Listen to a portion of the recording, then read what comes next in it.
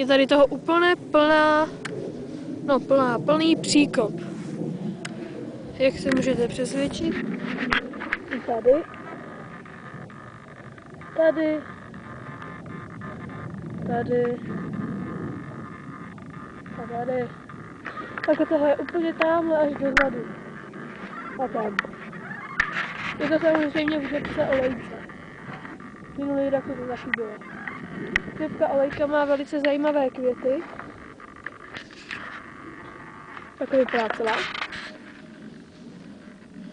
A zapáchá strašně. Ale tady je slunečko sedmitečné.